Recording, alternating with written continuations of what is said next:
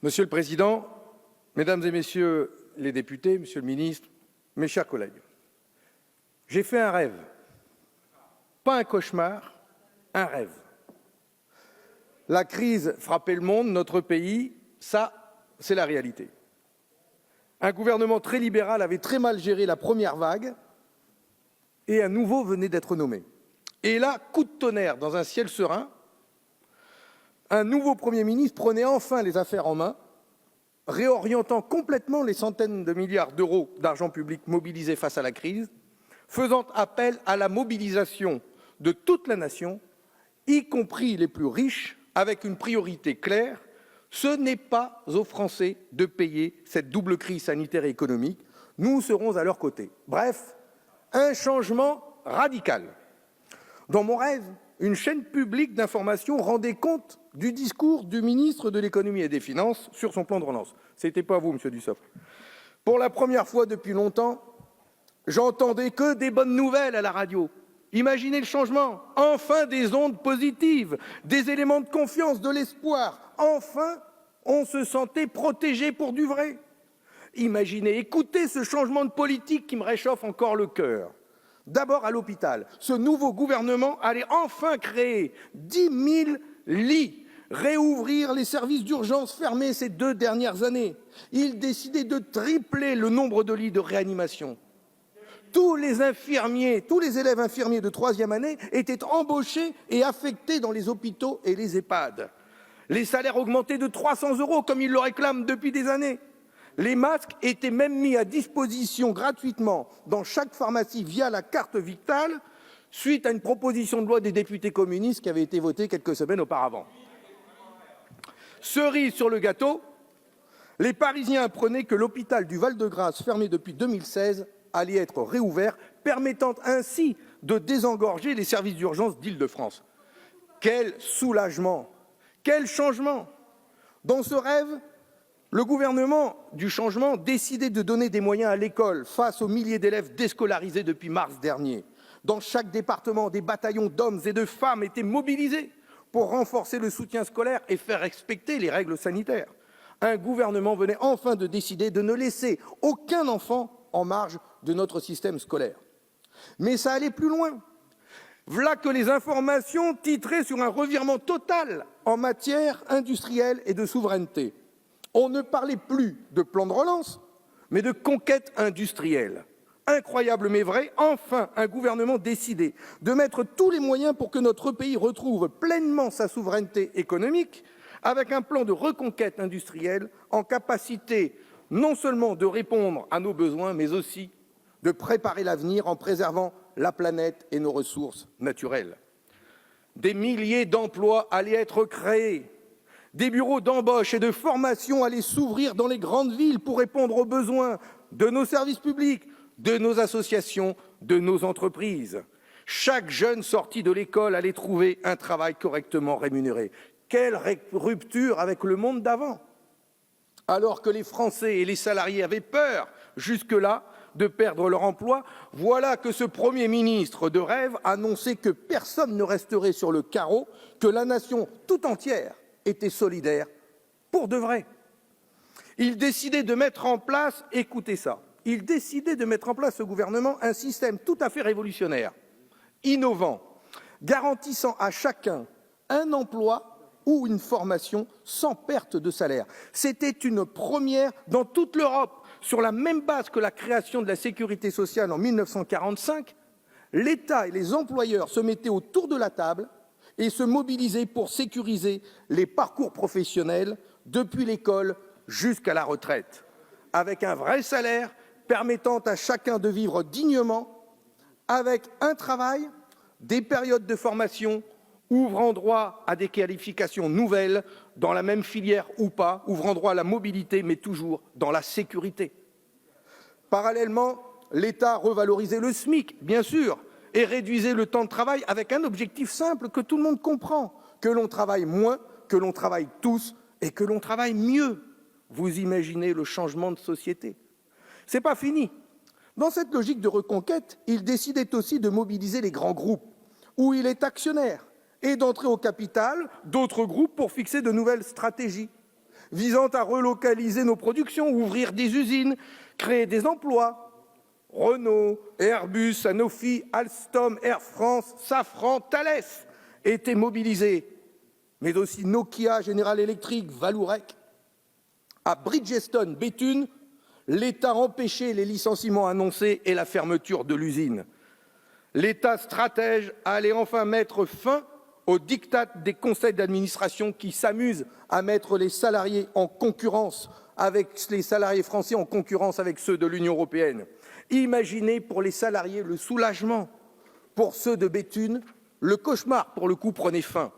Pour tous ces hommes et ces femmes, fini les angoisses du chômage, des prêts à rembourser, des études des enfants à payer. Dans la foulée de ces belles annonces, un pôle public du médicament a été créé, avec Sanofi, bien sûr, garantissant notre approvisionnement en médicaments et protégeant des sites comme Pharmarion, Luxfer ou encore le laboratoire LFB menacé. Mais dans ce rêve, les bonnes nouvelles ne s'arrêtaient pas là. Monsieur le ministre, écoutez celle-là. Qu'est-ce que j'apprends? Que ce nouvel gouvernement avait enfin décidé de s'attaquer vraiment aux paradis fiscaux. Et il venait de nommer Éric Bocquet, sénateur communiste, incorruptible devant l'Éternel et la finance, nouveau ministre pour la lutte contre l'évasion fiscale. Cette décision inédite dans la Ve République intervenait après un nouveau scandale, celui d'un fonds de pension américain, le groupe Apollo, propriétaire de nombreuses entreprises, mais du groupe Veralia, producteur de verre, qui aurait transféré aux îles Caïmans, en fin décembre de l'année dernière, un demi-milliard d'euros via le Luxembourg. Je vous ai saisi sur ce dossier, Monsieur le Ministre. Je rappelle que ce groupe a annoncé 198 licenciements, la fermeture d'un four à Cognac et en même temps le versement de 100 millions d'euros de dividendes aux actionnaires. Eh bien, voyez-vous, dans mon rêve, les salariés étaient enfin respectés et l'État aussi. Enfin, un gouvernement écoutait les salariés et interdisait le PSE. Désormais, tout transfert de fonds vers les paradis fiscaux était interdit. Quelle rupture avec l'ancien monde! Et puis, sur la transition écologique, ce gouvernement de rêve passait enfin aux actes, avec des objectifs clairs et ambitieux et des dizaines de milliers d'emplois à la clé. Un plan de formation et de recrutement a été lancé pour atteindre le bon rythme de rénovation thermique des logements, c'est-à-dire 700 000 logements par an jusqu'en 2040. C'est ça l'objectif. Dans l'énergie, l'eau et le traitement des déchets, l'État reprenait la main après le camouflet imposé par Engie. S'appuyant sur ses fleurons industriels, il décidait de créer un grand pôle public autour d'Engie, du CEA, d'EDF, de Suez, plutôt que de laisser ces entreprises passer sous capitaux privés. On s'attaquait au mode de production pour relocaliser le travail, arrêter d'exploiter les hommes et les ressources naturelles. L'agriculture et les modes de transport doux allaient enfin bénéficier d'un vrai soutien et les transports allaient même devenir gratuits dans les agglomérations du pays. Pour finir, et c'est là un tournant par rapport à ces dernières années, l'État allait stopper toutes les exonérations d'impôts en faveur des plus riches pour les mettre enfin à contribution, tout simplement. Fini les cadeaux aux premiers de cordée, aux 0,1% les plus riches qui s'étaient enrichis ces derniers mois et ces dernières années. Les gros allaient enfin payer gros et les petits allaient payer petits. Vous imaginez que je n'en croyais pas mes oreilles, au point que je me suis dit, c'est pas possible, je rêve. C'est le socialisme à la française. Bon, effectivement, je rêvais, mais je tenais, à travers cela, à vous faire part de ce que nous ferions, nous, les communistes, face à cette situation. Et il y a urgence à rompre avec vos choix au service de la finance. Non seulement il n'y a aucune rupture, aucune remise en cause, mais au contraire, on retrouve dans votre budget tous les ingrédients d'une politique toujours plus au service des plus riches. Pourquoi poursuivez-vous cette trajectoire néfaste de cadeaux aux plus riches, de cadeaux aux grandes entreprises, creusant chaque année un peu plus les déficits du budget de l'État? Que les TPE et les PME soient aidés, que nous financions du chômage partiel, d'accord, et encore il faudrait faire plus pour nos PME, nos TPE et les libérer des charges financières, compenser à 100% leur perte de chiffre d'affaires. Mais pourquoi maintenir tous ces allégements d'impôts à ces multinationales qui ont accumulé tellement de richesses ces dernières années? Et en plus, vous ne leur demandez rien en retour, zéro. Vous décidez encore une fois de maintenir le cadeau de la suppression de l'impôt de solidarité sur la fortune, de la flat tax, et vous refusez de taxer leurs bénéfices à la source pour éviter l'évasion fiscale comme nous le proposons. Cette année, vous poursuivez la baisse du taux de l'imposition sur les bénéfices des grandes multinationales et des grandes entreprises. C'est toujours la même trajectoire. Et là, vous ajoutez à votre tableau de chasse la baisse des impôts dits de production. Dites la vérité là-dessus. Votre gouvernement nous a envoyé les chiffres, on les a eus ce matin. Ils montrent que sur les 10 milliards d'euros de cadeaux fiscaux de plus par an, 6,6 seront captés par les plus grandes boîtes. Encore une fois, les petites boîtes qui devraient être plus aidées n'auront que les miettes. Sans parler des communes et des agglos qui perdent ces recettes et que vous placez encore plus sous tutelle. Oui, contrairement à vos discours sur l'importance des territoires, vous continuez à vous les priver d'autonomie. Cette année, en raison de la pandémie, les collectivités, dont les communes, devraient enregistrer des pertes financières de l'ordre de 7,2 milliards, seulement compensées à hauteur de 4,2. Vous prévoyez de baisser la dotation globale de fonctionnement en refusant d'y intégrer les effets de l'inflation et l'augmentation des populations. Notre pays a pourtant un impérieux besoin des communes, premier levier de l'investissement public, pour participer pleinement au plan de relance. Ce n'est pas le moment de leur couper les ailes. Enfin, selon de nombreuses associations humanitaires et caritatives, la pandémie a fait basculer 1 million de Françaises et de Français dans la pauvreté. Le nombre de bénéficiaires de l'aide alimentaire a augmenté ces derniers mois d'environ 30% et parfois 45% dans certains départements.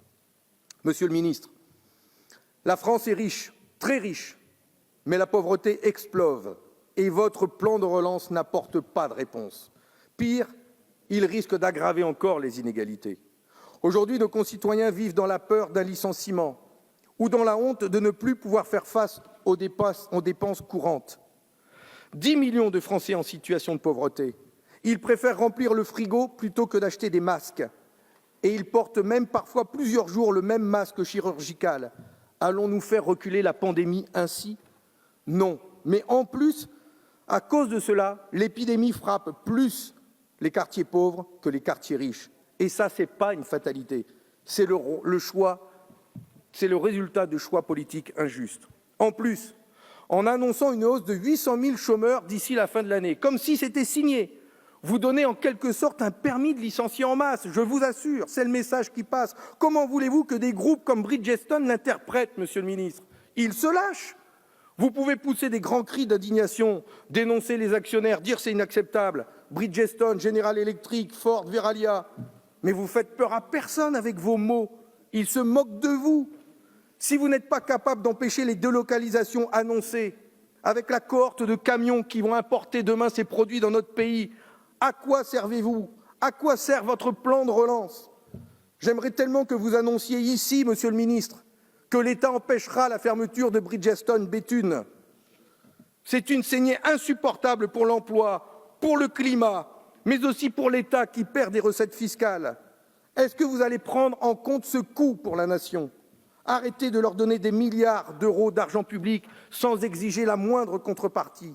Cet argent public, c'est l'argent des Français, c'est le nôtre, c'est notre argent. À nous de dire à quoi il doit servir.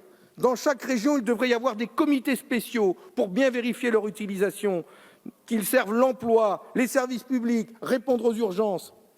D'ailleurs, vous savez nous dire, Monsieur le ministre, que c'est notre argent quand il faudra le rembourser au titre de la dette. Mais en attendant, non seulement on n'a pas la main sur les 570 milliards d'euros d'argent public mis sur la table, mais en plus, on devra accepter de voir passer les trains de licenciement. Eh bien non.